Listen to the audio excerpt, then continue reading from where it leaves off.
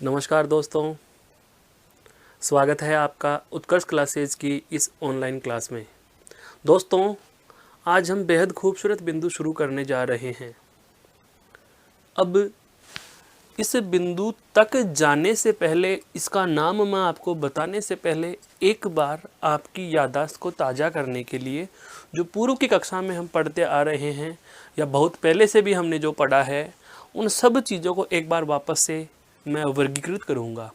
जैसे कि हम जानते हैं हिंदी गद्य की विधाएं, या हम बात करें हिंदी भाषा की जो विधा है, हिंदी की जो विधा है, इसमें दो प्रकार से हमारे पास नाम उपस्थित होते हैं।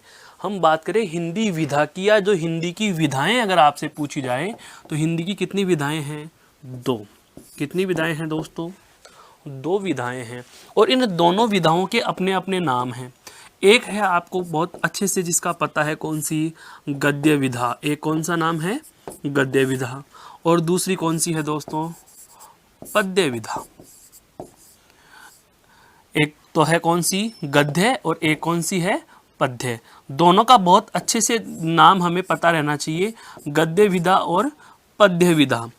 इन दोनों में मोटा सा अंतर जो है वो क्या है? रचना शैली का। किसका अंतर होता है? रचना शैली का अंतर होता है। और अब इस रचना जो शैली है, इस रचना शैली को शुद्ध लिखा गया है या नहीं लिखा गया, या मैं कहूँ कि रचना शैली जो है वह सही है या नहीं, तो इस बात की वस्तुपरक और तथ्यपरक जानकारी के लिए हम क्या करते हैं? इसकी शैलीगत विशेषताओं पर चर्चा करते हैं। किसकी चर्चा करते हैं दोस्तों? शैलीगत विशेषताओं की। अब बात आएगी क्या शैलीगत विशेषताएं क्या होती हैं, अर्थात आप ऐसे समझ लीजिए क्या कि रचना की शैली क्या रही। किसी भी विधा को अगर आपने लिखा है, चाहे वो गद्य रचना रही हो चाहे पद्य रचना रही हो, तो उसकी शैलीगत विशेषताओं में उसकी आप रचना किस प्रकार से कर रहे हैं, और इस रचना के जो आवश्यक तत्व हैं उसमें कौन कौन से आएंगे, तो जरा ध्यान दीजिए। सबसे पहले आती है क्या? भाषा। सबसे पहले क्या आती है? भाषा। और इस भाषा को शुद्ध करने के लिए हम किस पर चर्चा करते हैं? व्याकरण पर। किस पर चर्चा करते हैं दोस्तों?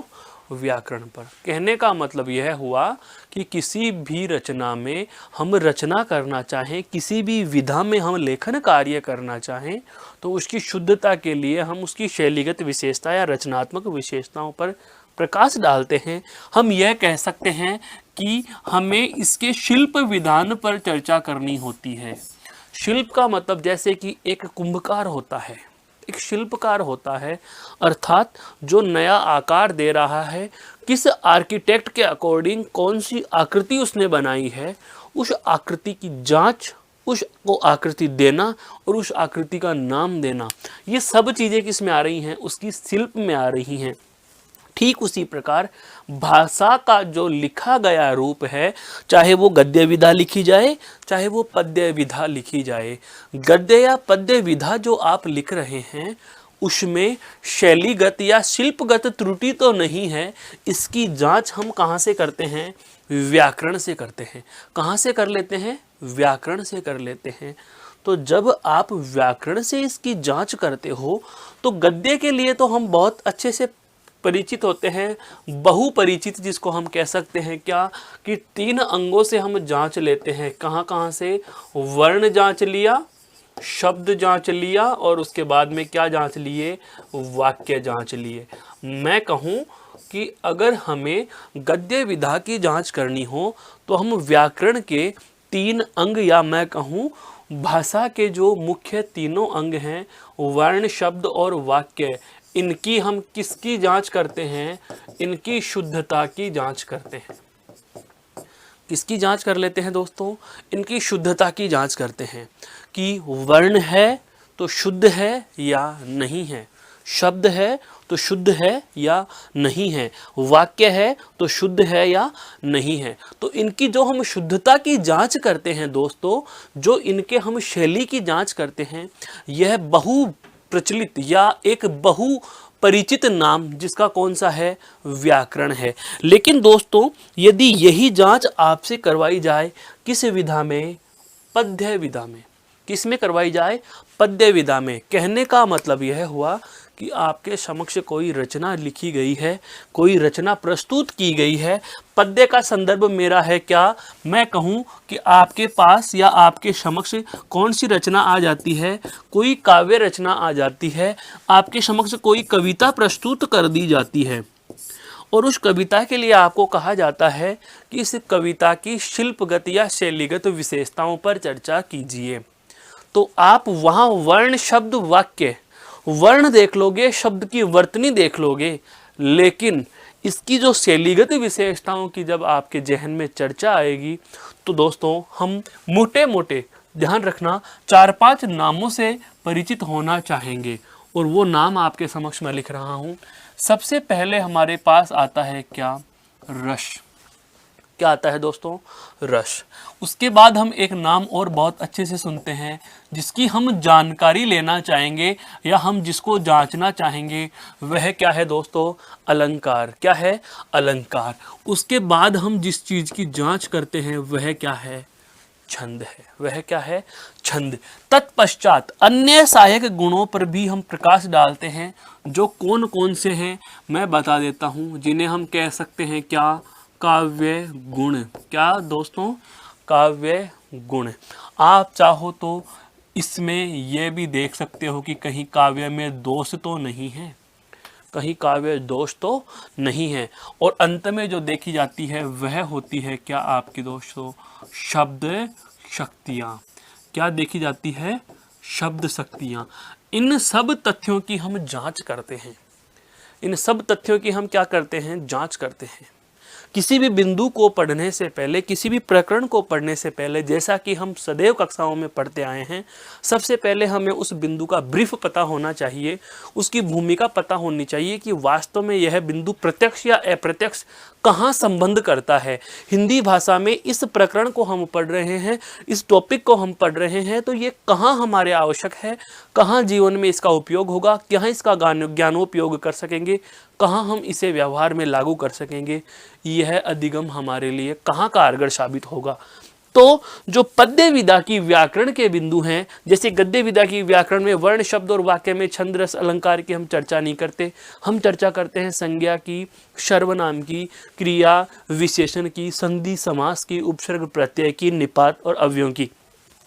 लेकिन पद्य विधा की जब हम व्याकरणिक चर्चा करेंगे या हम कहें पद्य विधा के शैलीगत या शिल्पगत सौंदर्य की जब बात आ जाती है तो हमारे सामने ये 5-6 मोटे मोटे नाम आ जाते हैं। रस हुआ, अलंकार हुआ, छंद हुआ, है काव्य गुण, काव्य दोष, शब्द शक्तियाँ आदि पर हम चर्चा करना चाहेंगे।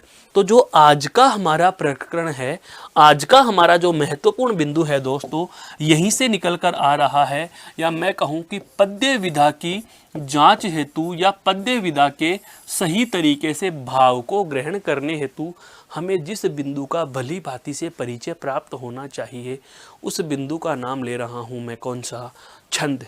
आज हम इस छंद प्रकरण पर चर्चा करना आरंभ कर रहे हैं। छंद क्या होता है, किसे कहते हैं, इसके आवश्यक तत्व कौन कौन से होंगे, इसमें कौन कौन से इसके प्रकार हैं, कौन कौन से इसके उदाहरण, क्या उदाहरण होते हैं, इन सब बातों पर हम चर्चा करने वाले हैं। सबसे पहले हम इस छंद को शुरू करते ही हमारे जहन में जो सबसे अच्छा प्रश्न आ जाता है क्या, कि ये छंद क्या चीज़ है। दोस्तों पहले इसके केवल उदाहरण से समझो कि मैं क्या बताने जा रहा हूँ। हम देखते हैं कि हमारे समक्ष कोई भी क्या हो, रचना हो सकती है, हमारे समक्ष कोई भी रचना हो सकती है। मान लीजिए हमारे समक्ष इतना बड़ा एक कागज पेज है या हमारे पास कोई भी पृष्ठ है, हम देखते हैं कि उसमें ऐसे कुछ पंक्तियां लिखी हुई हैं, हम देखते हैं कि उसमें ऐसे कुछ पंक्तियां लिखी हुई हैं, बहुत अच्छे से समझना, ठीक है। फिर एक निश्चित अंतराल होता है, फिर उसमें इस तरीके से 4 पंक्तियां लिख दी गई।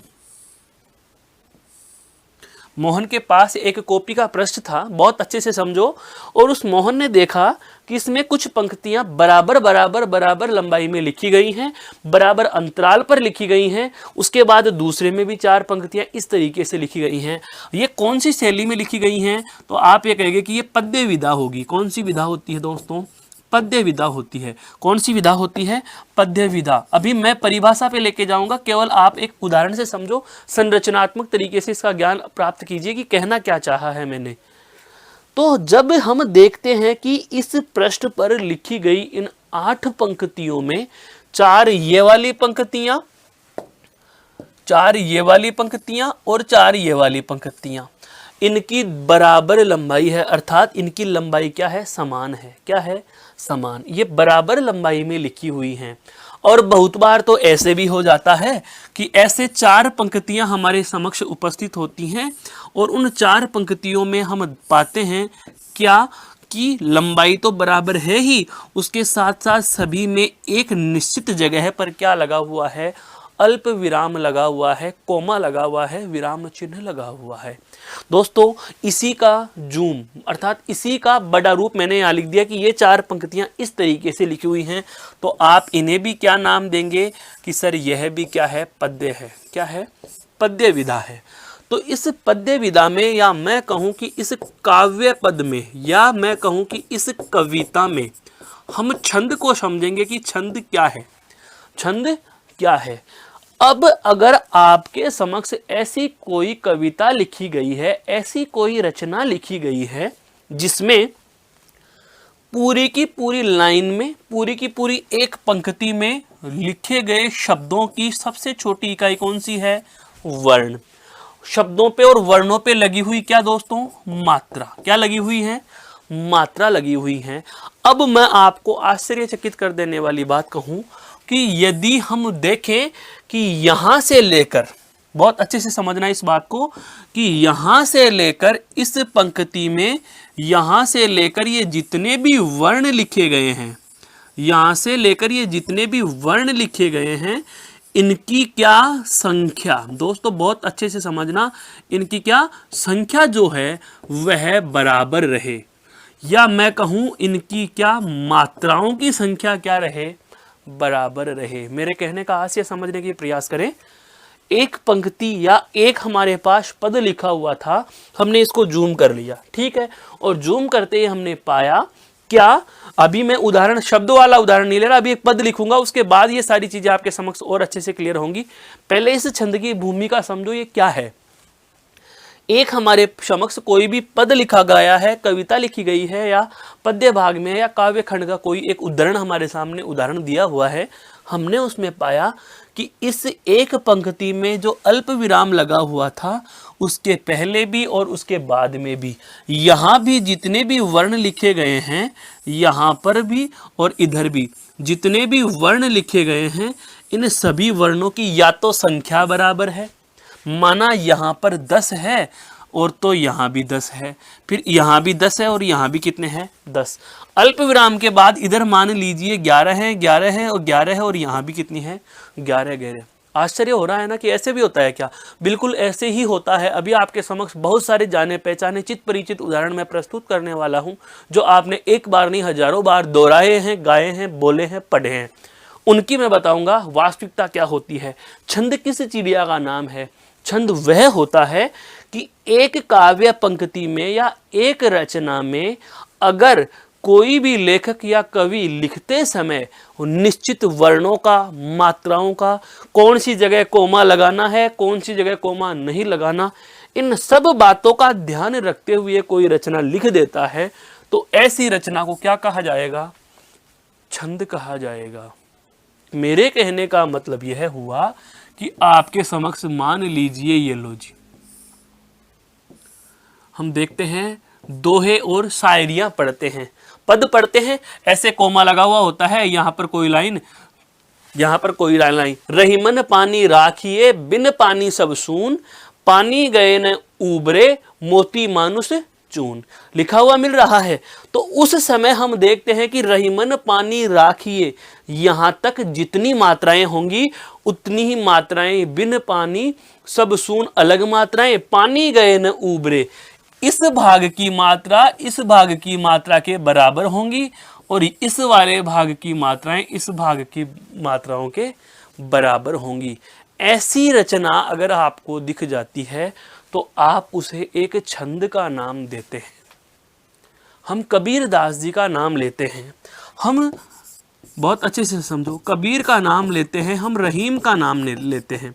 कबीर हो, रहीम हो, सूरदास हो, रसखान हो, तुलसीदास जी हो, इवन मैं कहूँ भक्ति काल में तो संपूर्ण कवि, भक्ति काल का सारा काव्य, भक्ति काल में जितने भी कवि लिखे हुए, जिन्होंने कविताएं लिखी हैं, अनेकों कविताएं लिखी हैं, और केवल भक्ति काल ही नहीं, वर्तमान आधुनिक काल तक की भी अगर बात करें तो जहां भी हमें ऐसी रचना मिलती है जिसमें सभी के सभी लाइनें बराबर होती हैं, लाइनों को नाम क्या देंगे वो बाद की बात है। अगर ये सारा खाका बराबर होता है तो समझ लीजिए वो रचना क्या है, छंद वाली रचना है। कैसी रचना है दोस्तों?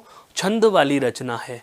और यदि एक बात और जानो, और यदि आपने पाया क्या कि आपके समक्ष जैसे मान लीजिए कोई कॉपी का पन्ना था और उसमें लिखा क्या गया है दोस्तों, उसमें लिखा गया है कि एक लाइन इतनी छोटी है, दूसरी इतनी बड़ी है, फिर इतनी छोटी है, फिर इतनी है, फिर वापस से बड़ी आ रही है, लेकिन कहा जा रहा है कि यह भी एक काव्य लिखा गया है।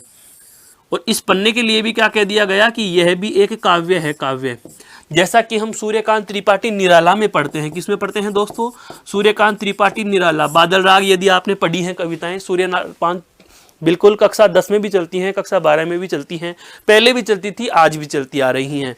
तो सूर्यकांत त्रिपाठी निराला हम पढ़ते हैं, बादल राग कविता के भाग 1, 2, 3, 4, 5, 6 कोई सा भी पढ़ लीजिए, हम पाते हैं कि छोटी पंक्ति बड़ी पंक्ति, छोटी पंक्ति बड़ी पंक्ति, और फिर यह भी कहा गया कि ये काव्य है। इसका मतलब यह हुआ कि जब लाइन में वर्णों की संख्या या मात्राओं की संख्या पर कोई ध्यान नहीं दिया गया, या संख्या पर ध्यान दिया जाता है लेकिन वो निश्चित नहीं होती। मान लीजिए यहाँ 15 मात्रा हैं, यहाँ पर 25 मात्रा, इसमें देखा हमने 18 मात्रा, फिर यहाँ पर 12 मात्रा, और फिर यहाँ पर पुनः 18 मात्रा। इसका मतलब मात्रा हो या वर्ण हो, वर्ण या मात्राओं की संख्या निश्चित नहीं रहती, कम या ज़्यादा होती रहती है। तो इसका मतलब वो काव्य तो है, वो काव्य तो है, लेकिन ऐसी रचना को कहा जाता है छंद मुक्त रचना। क्या कहा जाता है दोस्तों? छंद मुक्त रचना। तो इस संपूर्ण खाके के परिचय से आपके जहन में एक चीज आ रही है कि छंद कहीं ना कहीं ऐसी चीज है जो एक निश्चित नियम का निर्धारण करती है, एक निश्चित नियम का निर्धारण करती है। हम हिंदी के विकास की बात करें तो 1050 विक्रम संवत जो हिंदी भाषा के विकास का अपभ्रंश काल था, आरंभिक काल था, उस समय के बाद से लगभग 1375 विक्रम संवत, या मैं कहूं भक्ति काल तक आते आते कवि दोहे लिख रहे थे, सोरठे लिख रहे थे, सवेये लिख रहे थे, या काव्य लिख रहे थे। लेकिन रीतिकाल में आकर के लक्षण ग्रंथों का 1050 से 1375 तक आपका जो समय था वह आदिकाल होता है दोस्तों। कौन सा समय है हिंदी का? आदिकाल, या मैं कहूं आरंभिक काल, शुरुआती काल। और 1375 से लेकर के 1375 विक्रम संवत 1375 से लेकर के और जो 1700 का समय है, इसमें आपके भक्ति संबंधित कविताएं लिखी गई।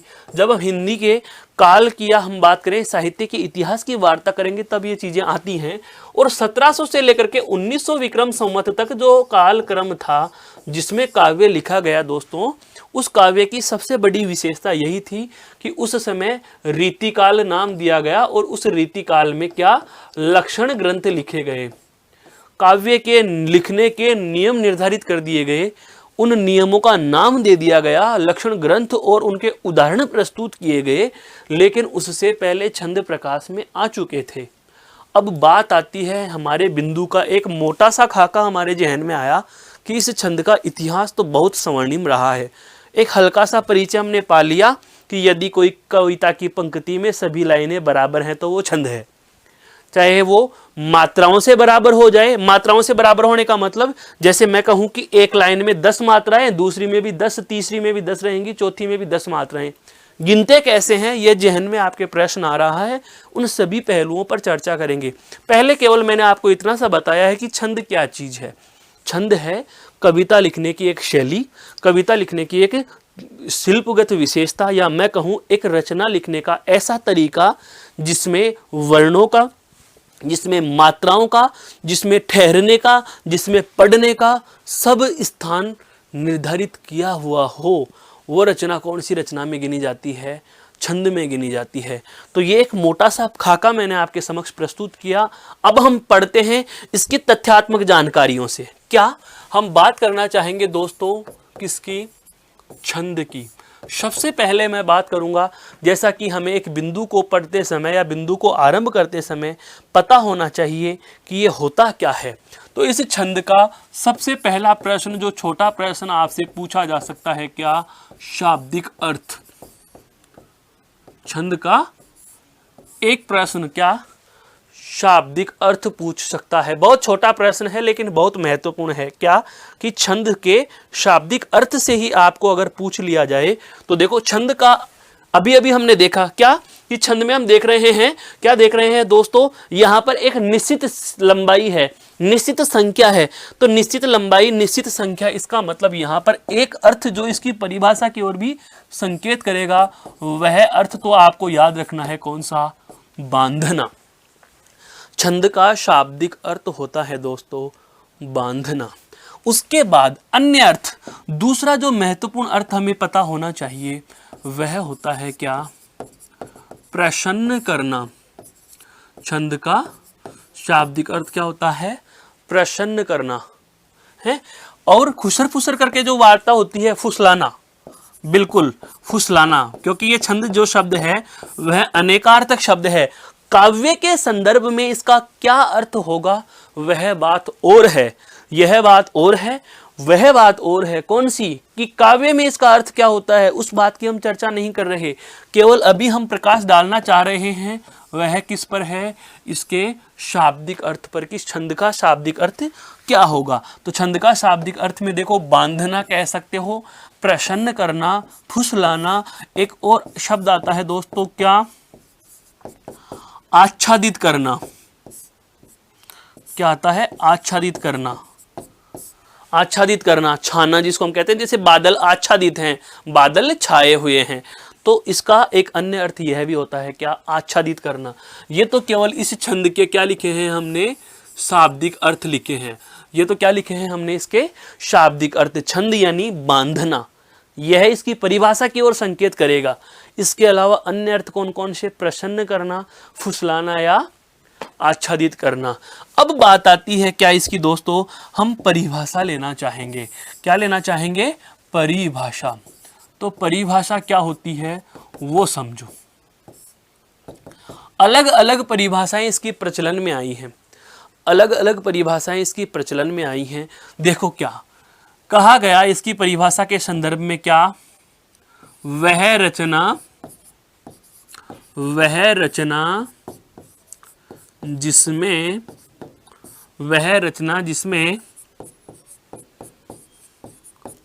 मात्राओं की संख्या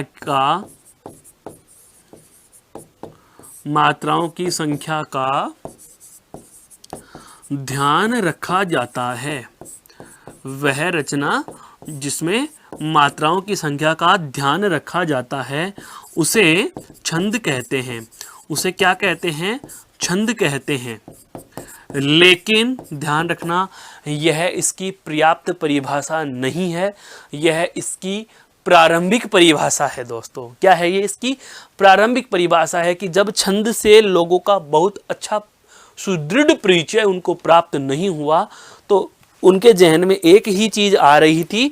उस चीज को आप इस तरीके से समझ सकते हैं। इस परिभाषा को हम ऐसे भी समझेंगे, क्या? कि मान लीजिए आपकी ये कॉपी का जो पृष्ठ है, इसमें आपने क्या लिखा है? कोई भी रचना आपने लिख दी, कोई भी रचना आपने लिख दी। जैसे मान लीजिए आपने कुछ कविताएं की पंक्तियां लिखी हैं, ये लो जी, ये कविताओं की पंक्तियां लिखी। परिभाषा क्या कह रही है? वह रचना जिसमें मात्राओं की संख्या का ध्यान रखा जाता है। ध्यान रखने का मतलब, जैसे पहली पंक्ति में हम एक छंद का ही उदाहरण ले लें, जैसे 15 मात्राएं हैं। कितनी मात्राएं हैं दोस्तों? 15। दूसरी पंक्ति में भी 15 मात्राएं, तीसरी में भी 15 मात्राएं और चौथी में भी कितनी मात्राएं हैं? 15। हालांकि यह मैंने चौपाई छंद जो है जिसका हम अभी चर्चा करने वाले हैं, चौपाई छंद के लक्षणों के अनुसार आपको बताने का प्रयास किया कि चौपाई नहीं है, चौपाई अलग चीज है, चौपाई अलग चीज है। आपके जहन में चौपाई लिखते आ रहा है कि सर चौपाई होता है, चौपाई नहीं होता। चौपाई चीज अलग है, चौपाई चीज अलग है। चौपाई में 16 मात्राएं आएंगी, मैं यहां 15 की बात कर रहा हूं दोस्तों। तो जो चौपाई छंद है, तो ऐसी कोई रचना जिसमें यह ध्यान रखा गया हो कि प्रत्येक पंक्ति में 15-15 मात्राएं ही आएंगी। इसका मतलब मात्राओं की संख्या का क्या रखा गया है, ध्यान। तो इसे हम क्या कहेंगे, इसे हम छंद कह देंगे। इसे हम क्या कहेंगे, छंद। यह केवल प्रारंभिक या आरंभिक परिभाषा को स्पष्ट कर रहा है। एक उदाहरण मैंने आपके समक्ष रखा, इसे एक बार गौर से देख लीजिए, फिर हम इसकी अन्य परिभाषा और वास्तविक परिभाषा पर चर्चा करेंगे दोस्तों। अब देखो, हम आगे की जो बात आरंभ कर रहे हैं वो क्या है, हमने बेसिक सा परिचय इसका प्राप्त कर लिया। अब देखो महत्वपूर्ण बात क्या, दूसरी परिभाषा के संदर्भ में मैं कहूं क्या कि वह रचना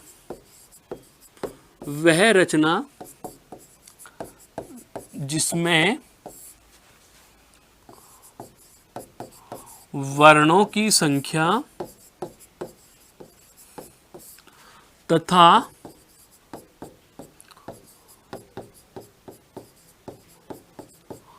मात्राओं की संख्या का ध्यान रखा जाता है। वह रचना जिसमें वर्णों की संख्या तथा मात्राओं की संख्या का क्या रखा जाता है दोस्तों, ध्यान रखा जाता है। वह रचना जिसमें वर्णों की संख्या का ध्यान रखा गया हो और मात्राओं की संख्या का ध्यान रखा गया हो, उसे क्या कहेंगे, उसे छंद कहते हैं, उसे छंद कहते हैं। लेकिन वही बात, जैसे पहले आरंभिक परिभाषा अपूर्ण रही या अधूरी रही, पूर्ण नहीं थी, हाँ वो गलत नहीं है लेकिन पूर्ण भी नहीं है, ठीक उसी प्रकार उसमें केवल हम बात कर रहे थे किसकी संख्या की दोस्तों, मात्राओं की संख्या की। इसमें एक नई चीज और जोड़ दी, क्या, वर्णों की संख्या। क्या जोड़ दी दोस्तों, वर्णों की संख्या जोड़ दी कि ऐसी कोई भी रचना जिसमें वर्णों की संख्या का भी ध्यान रखा जाए और मात्राओं की संख्या का भी ध्यान रखा जाए, वह छंद होगी। हालांकि एक छंद के निर्धारण के लिए ये दोनों चीजें बेहद आवश्यक हैं।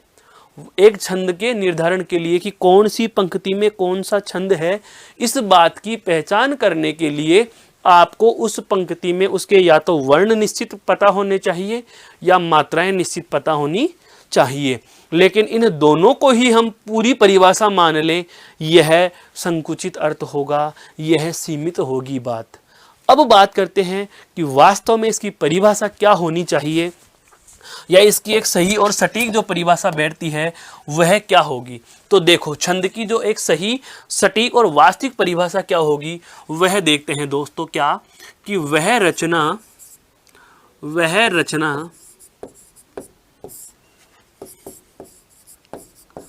जिसमें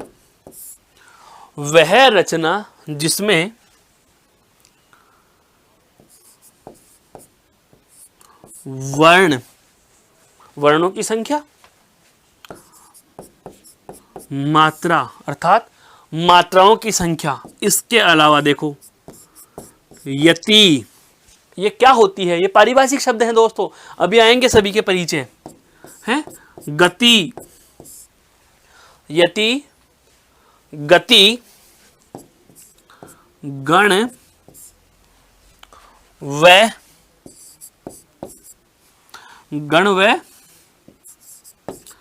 चरण आदि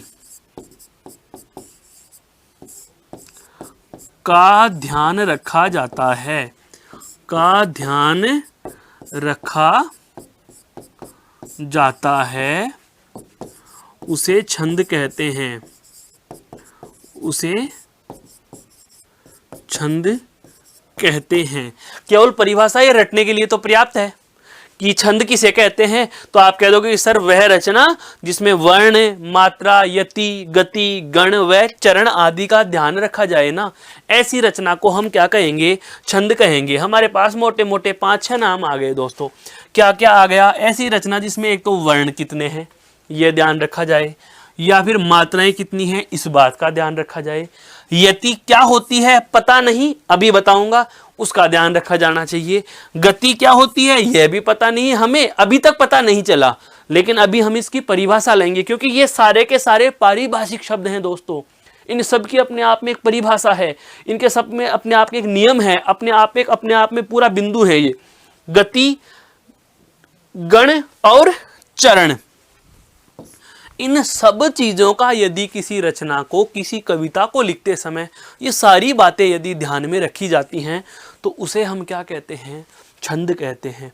दोस्तों, इस छंद से संबंधित महत्वपूर्ण बात की जाए तो परिभाषाओं के संदर्भ से आप ये कह सकते हो क्या कि महत्वपूर्ण परिभाषा, महत्वपूर्ण परिभाषा यह होगी, यह आपके इसमें छंद की क्या है? महत्वपूर्ण परिभाषा है ये वाली। अब समझ जाइए, अगर हालांकि रिटर्न पेपर होता है, अगर किसी में भी थ्योरी का प्रश्न पूछा जाता है छंद किसे कहते हैं, तो यह परिभाषा ही आपको पूर्णता प्रदान कराती है। ये परिभाषाएं केवल समीचीन हैं, सीमित हैं, संकुचित अर्थ बयां करती हैं कि ऐसी कोई भी रचना जिसमें वर्ण का, मात्रा का, यति, गति, चरण, आप इसमें चाहो तो एक चीज और जोड़ सकते हो, क्या? तुक। अभी बताऊंगा ये क्या होती हैं सब चीजें। तुक है, गण, तुक और चरण आदि का ध्यान रखा जाता है, उसे क्या कहते हैं दोस्तों? उसे हम छंद कहते हैं। अब इसकी जरूरत क्यों पड़ी?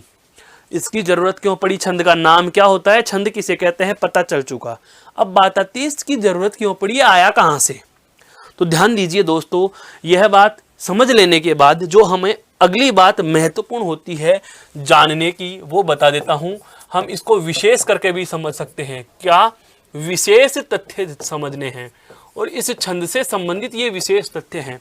बिंदु से हट के हमें कुछ नहीं पढ़ना, लेकिन संबंधित कुछ नहीं छोड़ना।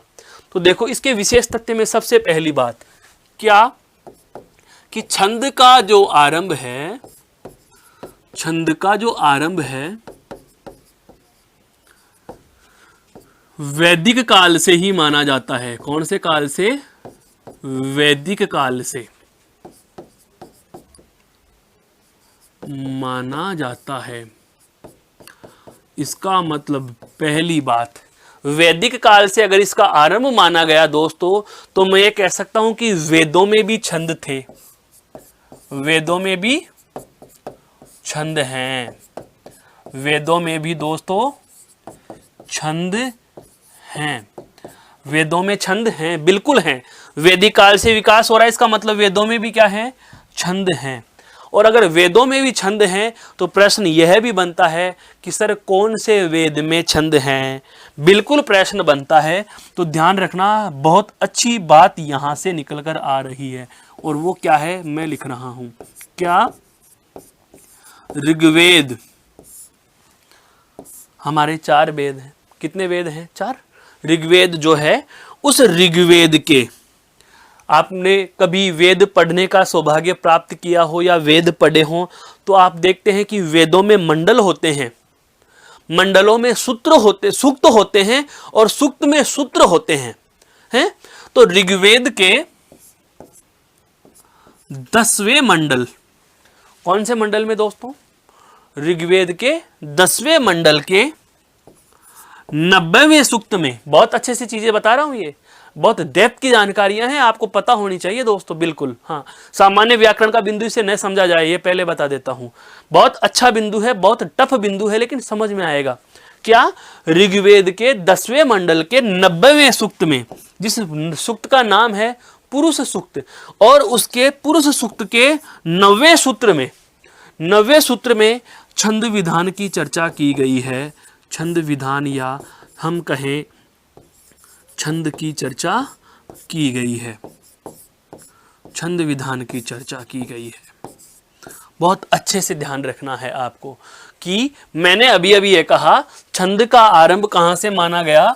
वैदिक काल से माना गया। तो जाहिर सी बात है, यह प्रश्न उठना लाजमी था कि सर यदि वैदिक काल से ही छंदों का विकास हुआ माना जाता है, या वैदिक काल से ही छंद थे, तो कौन से वेद में छंद का उल्लेख मिलता है या छंद व्यवस्था का उल्लेख मिलता है? तो मैंने आपको बता भी दिया कि वेदों में भी छंद हैं। इस बात का मतलब यही तो हुआ, वैदिक काल का मतलब वेदों में भी छंद हैं। और कौन से वेद का मैंने आपके समक्ष एक तथ्य प्रस्तुत कर दिया। तो दोस्तों ध्यान रखना सदैव के लिए क्या कि ऋग्वेद के 10वें मंडल के 90वें सूक्त के 9वें मंत्र में, या हम बात करें 9वें सूत्र में, इस छंद विधान की व्यवस्था की चर्चा की गई है। आप इसे एक चाहे तो एक तथ्य के रूप में भी लिख सकते हैं। कैसे? ऋग्वेद के 10वें मंडल के ऋग्वेद के 10वें मंडल के 90वें सूक्त 90वें सूक्त। अब 90वें सूक्त का नाम क्या है वो भी आपको मैं बता देता हूं। पुरुष सूक्त है दोस्तों। क्या है वो? पुरुष सूक्त। 90वें सूक्त के अंतर्गत 90वें मंत्र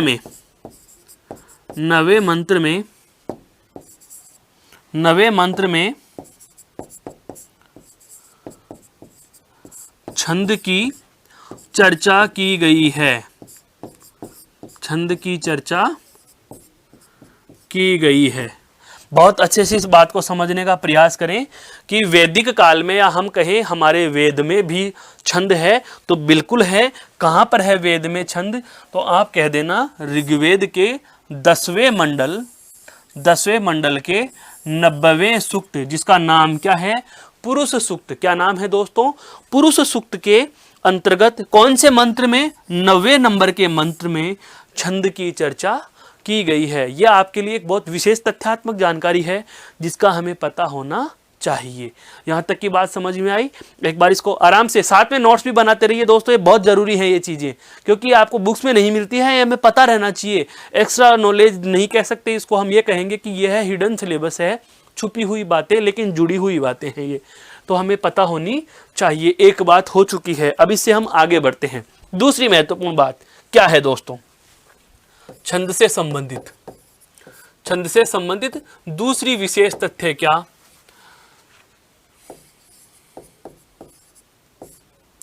छंद के आदि आचार्य, मान लिया क्या? अभी हमें पता चल चुका कि छंद का आरंभ वैदिक काल से है। छंद का नाम या छंद विधान की चर्चा वेदों में भी की गई है। तो जाहिर सी बात है, हम वेद की बात करते हैं, वेद ब्रह्म लिखित हैं, तो छंद के आदि आचार्य कौन हो गए दोस्तों? ब्रह्मा जी। कौन हो गए दोस्तों? ब्रह्मा जी हो गए। छंद के आदि आचार्य या प्रथम आचार्य कौन हो गए? ब्रह्मा जी। लेकिन हम बात करें क्या? सर्वविदित आचार्य या हम कहें सर्वमान्य आचार्य, जिसका नाम क्या है भाई दोस्तों? पिंगल। सर्वमान्य आचार्य कौन? पिंगल। आचार्य पिंगल, इनकी रचना अगर आपसे पूछी जाए, बिल्कुल ये बहुत अच्छी सी तथ्यात्मक जानकारियां हैं दोस्तों जिनके बारे में हमें पता होना चाहिए। बिल्कुल हाँ, आदि प्रवर्तक के रूप में है सर्वमान्य आचार्य, या हम इनको ये भी कह सकते हैं सर्वमान्य आदि प्रवर्तक। आदि प्रवर्तक कौन है? आचार्य पिंगल। और रचना कौन सी है इनकी? छंद सूत्र है, छंद सूत्र। और इस छंद सूत्र को ही ध्यान रखना प्रथम छंद शास्त्र कहा गया है। क्या कहा गया है दोस्तों? छंद शास्त्र कहा गया है। प्रथम छंद शास्त्र कौन सा है? छंद सूत्र है। कौन सा है दोस्तों? छंद सूत्र है। और छंद सूत्र किसके द्वारा रचित है? तो आप ये कहेंगे आचार्य पिंगल द्वारा रचित है। सर्वमान्य आचार्य पिंगल द्वारा। आचार्य पिंगल को क्या कहा जाता है? छंद का आदि प्रवर्तक। किसका? छंदों का आदि प्रवर्तक। जबकि हमें पता है छंद के आदि आचार्य, आरंभिक आचार्य जिन्होंने छंद का प्रयोग किया वो कौन है? ब्रह्मा जी। तो जाहिर सी बात है ब्रह्मा जी से चले आ रहे छंद वर्तमान के हम बात करते हैं कि आदि प्रवर्तक, जिनका नाम आचार्य पिंगल है। आचार्य पिंगल है जिनकी रचना का नाम छंद सूत्र, और इस छंद सूत्र को ही कहा जाता है प्रथम छंद शास्त्र, अर्थात प्रथम छंद की रचना। तो अब हम बात करेंगे कि ब्रह्मा जी से लेकर पिंगल तक कौन कौन से छंद के संबंधित आचार्य हुए हैं। बिल्कुल ये पता होना चाहिए। तो देखो, सबसे पहले दोस्तों अगर आपसे पूछा जाए कि छंद के आदि ब्रह्मा या आदि कौन है, तो ब्रह्मा जी। छंद के आदि आचार्य तो कौन हो गए? ब्रह्मा जी। ब्रह्मा जी के पश्चात आता है नाम किसका? बृहस्पति का। किसका नाम आता है दोस्तों? बृहस्पति। किनका नाम आता है? ये नाम हमें पता होना चाहिए, नाम हमारे लिए जानना बेहद आवश्यक है कि इनमें छंदों के जो आदि प्रवर्तक आचार्य थे, छंदों के जो आदि प्रवर्तक आचार्य हैं, उनमें कौन कौन है। तो सबसे पहले आ गया कौन? ब्रह्मा जी। ब्रह्मा जी के बाद बृहस्पति। बृहस्पति के बाद में कौन है? ऋषि च्यवन या च्यवन ऋषि। और इन्हीं के साथ एक नाम और चलता है क्या? दुष्च्यवन। च्यवन या दुष्च्यवन ऋषि। च्यवन या दुष्च्यवन ऋषि, बिल्कुल। उनके बाद में है मांडव्य ऋषि। मांडव्य के बाद में आते हैं आपके शैतव ऋषि, आचार्य शैतव। शैतव के बाद में आते हैं आपके कौन? यास्क मुनि। और यास्क मुनि जी के बाद में कौन आते हैं? आपके आचार्य पिंगल। आचार्य पिंगल। ये नाम आपको पता होने चाहिए कि इनका सीक्वेंस क्या रहेगा, इनका क्रम क्या रहेगा। हालांकि छोटे परीक्षाओं में प्रश्न नहीं पूछता, पर हो सकता है कोई सब्जेक्टिव परीक्षा आ जाती है तो ये पूछा जाए कि छंद का वर्तमान में आदि प्रवर्तक यदि आचार्य पिंगल को माना जाता है और आदि प्रवर्तक या हम आदि आचार्य ब्रह्मा जी को मानते हैं, तो ब्रह्मा जी से लेकर इस पिंगल के बीच में जो कौन कौन से आपके छंद आचार्य या छंद प्रवर्तक या छंद शास्त्र के प्रणेता रहे हैं, तो उनके नाम बताइए। तो सबसे पहले दोस्तों कौन है? ब्रह्मा जी। ब्रह्मा जी के बाद में नाम आएगा बृहस्पति, उसके बाद में आएगा च्यवन ऋषि, उसके बाद में मांडव्य, फिर शैतव, शैतव के बाद यास्क मुनि, और उसके बाद में कौन है? आपके आचार्य पिंगल, जिनके द्वारा लिखित रचना का नाम क्या है? छंद सूत्र। और इनकी इस छंद सूत्र रचना को ही क्या कहा जाता है दोस्तों? प्रथम छंद शास्त्र का दर्जा दिया गया है। प्रथम छंद शास्त्र इसे कहा जाता है। ये छंद से जुड़ी हुई दो ऐतिहासिक महत्वपूर्ण बातें जो आपके समक्ष मैंने साझा की हैं, ये बातें हमें पता होनी चाहिए। क्या क्या? सबसे पहली हमने बात जानी दोस्तों, और वह बात क्या जानी कि छंद के आदि प्रवर्तक की नाम लिया जाए या आरंभ की बात की जाए तो छंद का आरंभ वैदिक काल से माना गया। और वैदिक काल में कहें तो वैदिक काल में जो महत्वपूर्ण वेद कौन सा है? ऋग्वेद है। उस ऋग्वेद के 10वें मंडल के, ध्यान से समझना, 10वें मंडल के 90वें सूक्त के 9वें मंत्र में, 10वां मंडल 90वां सूक्त और 9वां मंत्र, 10वें मंडल के 90वें सूक्त। ये पूछे भी नाम तो पता देना। 10वें मंडल के 90वें सूक्त का नाम क्या है? पुरुष सूक्त। इस पुरुष सूक्त के अंतर्गत 9वें मंत्र में छंद की चर्चा की गई है। और इसके बाद हमें एक नई बात जानने को मिली, वह क्या है कि छंद के आदि आचार्य, जैसे ऋग्वेद में उल्लेख हो गया तो वेद ब्रह्म लिखित, तो अर्थात आदि आचार्य कौन हो गए? ब्रह्मा जी। सर्वमान्य हम बात कहें आदि प्रवर्तक किसको कहा जाता है? आचार्य पिंगल को कहा जाता है। पिंगल के द्वारा रचित ग्रंथ कौन सा है? छंद सूत्र। और इसे ही क्या कहा जाता है? प्रथम छंद शास्त्र का गौरव प्राप्त है। फिर सवाल यह उठा कि ब्रह्मा जी तो कब हुए? ब्रह्मा जी तो कब हुए और पिंगल अब हुए, तो कब से अब तक कौन कौन से मुनि या कौन कौन से आचार्य छंद शास्त्र के प्रणेता या प्रवर्तक रहे हैं? तो हमें वह क्रम भी पता होना चाहिए कि ब्रह्मा जी के बाद बृहस्पति, उसके बाद च्यवन या दुष्च्यवन, उसके बाद आपके मांडव्य, उनके बाद आते हैं आपके शैतव, शैतव के बाद में यास्क मुनि, और तत्पश्चात कौन से हैं? आचार्य पिंगल। यह बात भी हमें पता होनी चाहिए दोस्तों, यह बात भी हमें पता होनी चाहिए। इसे एक बार आप और गौर से देखिए, फिर हम अगली स्लाइड पर चलते हैं, नई चर्चा आरंभ करते हैं दोस्तों।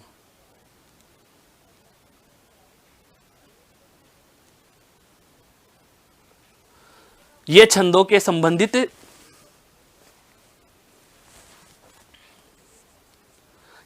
संबंधित महत्वपूर्ण तथ्य हमने जाने हैं।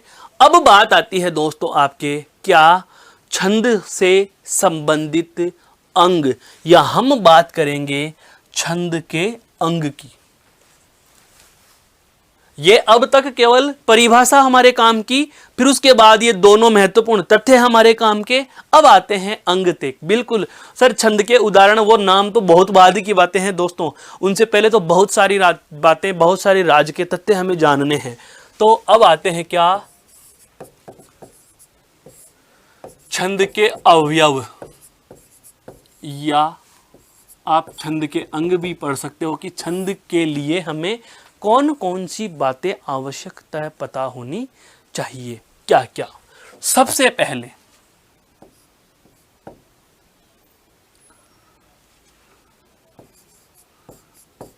यति, सबसे पहली बात जो हमें पता होनी चाहिए वह क्या है, यति। अभी अभी हमने परिभाषा में जाना है, अभी अभी हमने दोस्तों ये परिभाषा में जाना है, देखो अभी अभी हमने जाना है परिभाषा में, ये रहा क्या कि ऐसी कोई भी रचना जिसमें वर्ण, मात्रा, यति, गति, गण, तुक, चरण आदि का ध्यान रखा जाता है। तो ये सब नाम परिभाषा में मनमर्जी से तो नहीं लिख दिए गए, ये क्या है, सभी के सभी ये छंद के अवयव हैं दोस्तों, ये छंद के क्या हैं, अवयव हैं। तो सबसे पहला तो कौन सा अंग आया दोस्तों, कौन सा अवयव आया, यति। यति के पश्चात हम चर्चा करेंगे किसकी, गति। यति, गति।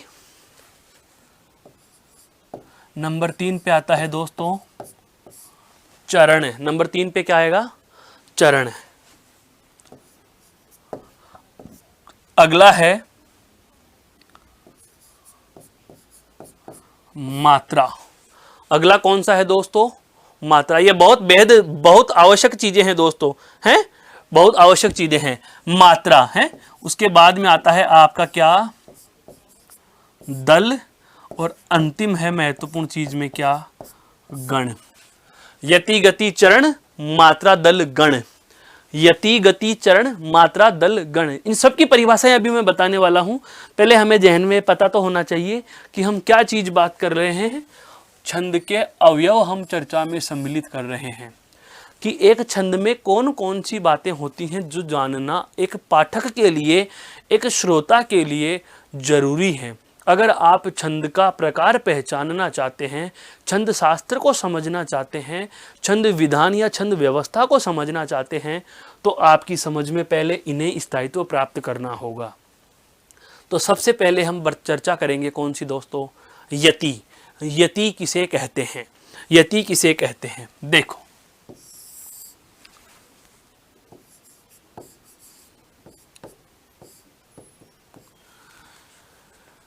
किसी भी रचना को, सुनना ध्यान से, किसी भी रचना को पढ़ते समय जहां आप विराम लेते हो वो यति कहलाता है। यति का शाब्दिक अर्थ यदि आपसे पूछ लिया जाए तो ऐसे समझ लीजिए, यति यानी ठहराव अर्थात विराम। क्या होता है दोस्तों, यति का मतलब ठहराव या विराम होता है।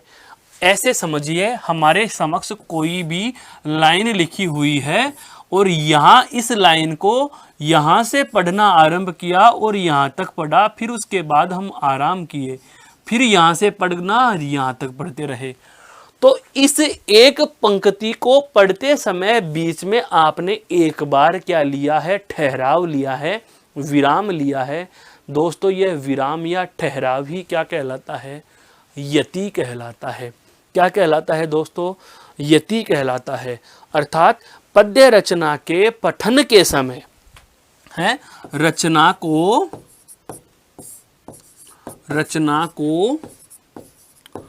पढ़ते समय जहां ठहराव लिया जाता है, जहां ठहराव लिया जाता है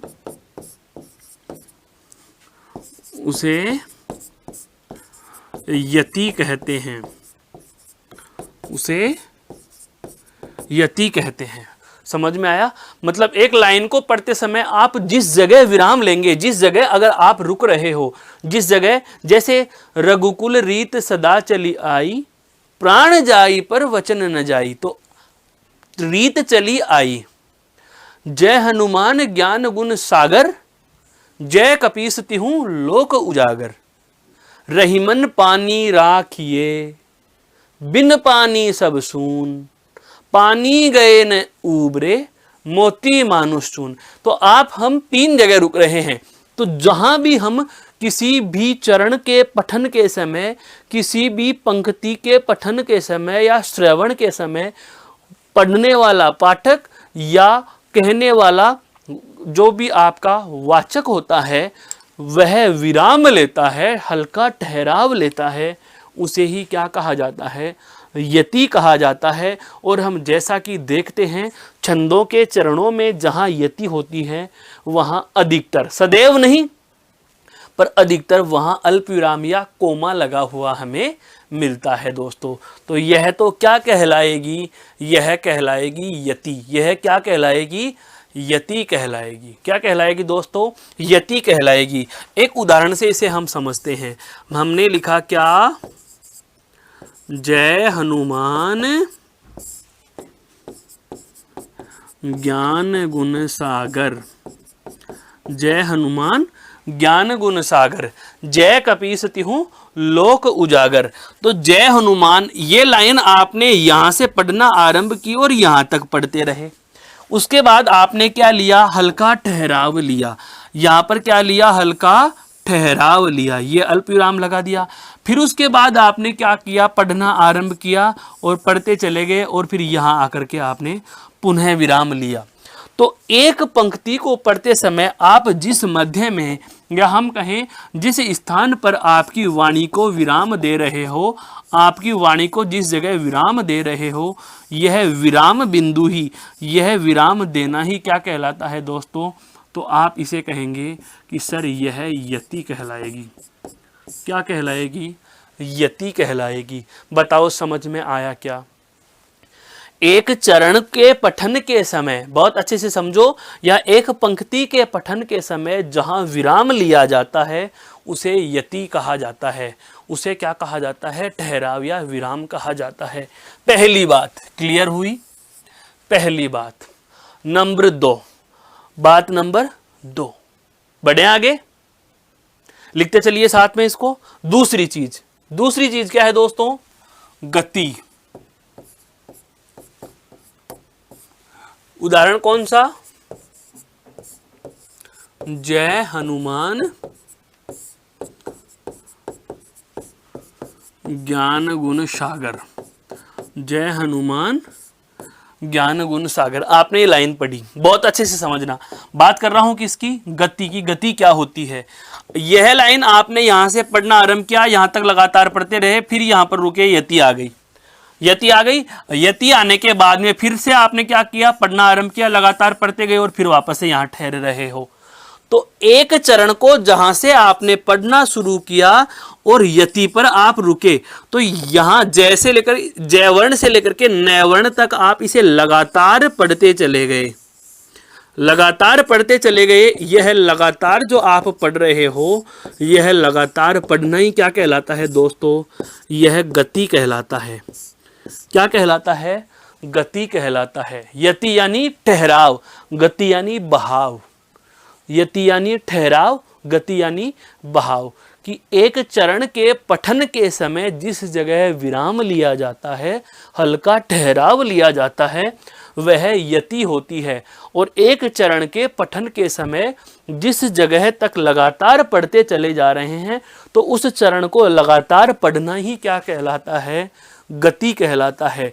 क्या कहलाता है दोस्तों, गति कहलाता है। कि अगर आप किसी भी काव्य पंक्ति को लगातार पढ़ रहे हो तो वह क्या कहलाएगी दोस्तों, तो उसे आप क्या कह सकते हो, गति कह सकते हो। हम क्या कह देंगे उसको, गति कह देंगे, हैं बिल्कुल।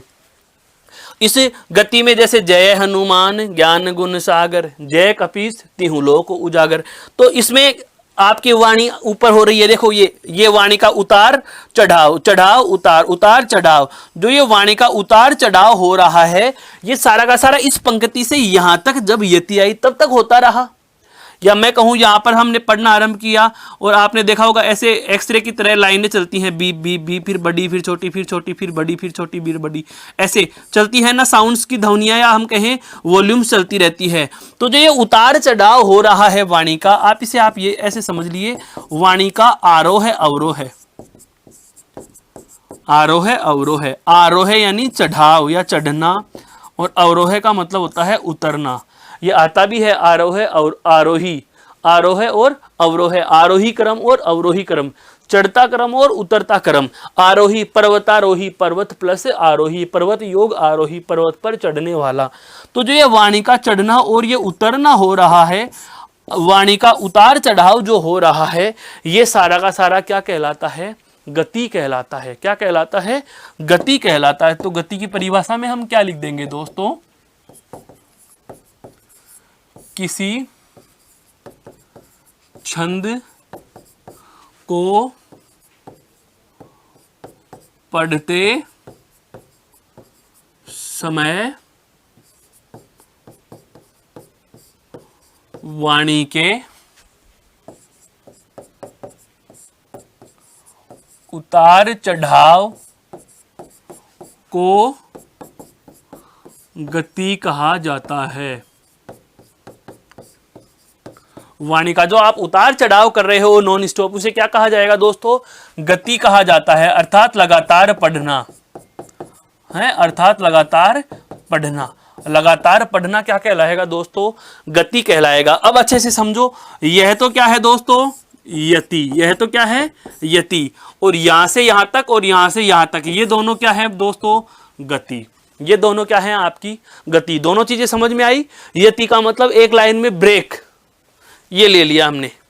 तो ये तो क्या है? यति। तो इस लाइन को यहां से यहां तक पढ़ना, फिर इस लाइन को यहां से लेकर के यहां तक पढ़ना, ये क्या कहलाएगी आपकी दोस्तों? ये कहलाएगी गति। ये क्या कहलाएगी? आपकी गति कहलाएगी। आशा करता हूं ये दोनों बातें आपके बहुत अच्छे से समझ में आई हैं। क्लियर? अभी तक हम छंद के अवयवों की बात कर रहे हैं। 2 अवयव हमने जाने हैं। बहुत अच्छे से सुनो इसको, बहुत अच्छे से। हमारे पास छंद के जो अवयव थे, उन अवयवों में हमारे पास 6 नाम आए हैं मोटे मोटे। इनसे जुड़ते हुए और भी आएंगे, वो बताऊंगा। जैसे तुक आता है, तुक। एक होती है लय, सब चीजें आएंगी। तो ये कोई एक, तो सबसे पहला कौन सा? यति। किसी भी छंद या चरण के पठन के समय जहां हल्का विराम या ठहराव लिया जाएगा, वो क्या कहलाएगा? यति। और जहां आप रुक रहे हो वो तो यति, और जहां तक आप पढ़ रहे हो, जहां तक आप पढ़ रहे हो, इसका मतलब यही तो हुआ कि आपने यहां से पढ़ना आरंभ किया, यहां से पढ़ना आरंभ किया, यहां से पढ़ रहे हो, वाणी का उतार चढ़ाव हो रहा है, कोई दिक्कत नहीं है, और यहां तक आपने पढ़ दिया। तो नॉन स्टॉप जहां पर आकर के आप यति ले रहे हो, तो यहां से आरंभ से यति तक, फिर इस यति से पूर्ण विराम तक एक चरण को लगातार पढ़ना, जिसमें वाणी का उतार चढ़ाव आरोह अवरोह हो रहा है, वो क्या कहलाएगी दोस्तों? गति कहलाएगी। क्या कहलाएगी दोस्तों? गति कहलाएगी। समझ में आया कि नहीं आया? आशा करता हूं यह वाली बात यहां तक आपके समझ में आई होगी। इसके बाद शेष रहे छंद के अवयव, या हम बात करें शेष रहे छंद के अंगों के बारे में हम चर्चा करेंगे अगली कक्षा में। तब तक के लिए नमस्कार, धन्यवाद दोस्तों। आपका दिन शुभ हो।